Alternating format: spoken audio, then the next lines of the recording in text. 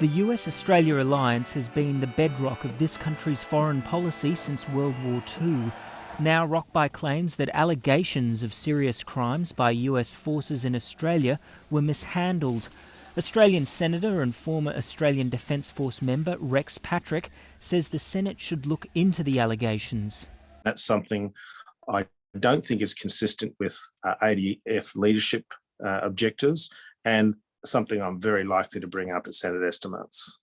He says in some complex cases, having US authorities investigate crimes could help reach an outcome when the accused has already completed their rotation in Australia. There may be instances where it's hard to get enough evidence to reach the burden of proof required in Australian courts, and that's where it's sometimes very useful to hand over an allegation to a military force.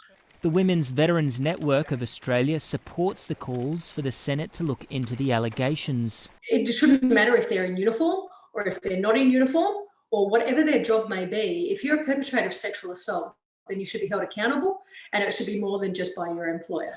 International law experts are calling for the treaty, known as the Status of Forces Agreement, covering US forces in Australia, to be revised. I think that some of these instances that SBS has reported on do indicate some chinks in the armour of the Status of Forces Agreement, ones that may not have necessarily been anticipated back at the time that it was concluded. Otherwise, Australian and American authorities could risk a collapse of trust in the local community.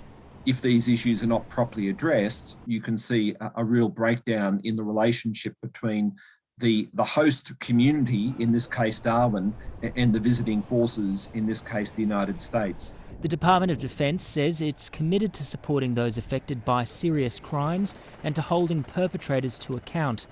Henry Zwartz, SBS World News.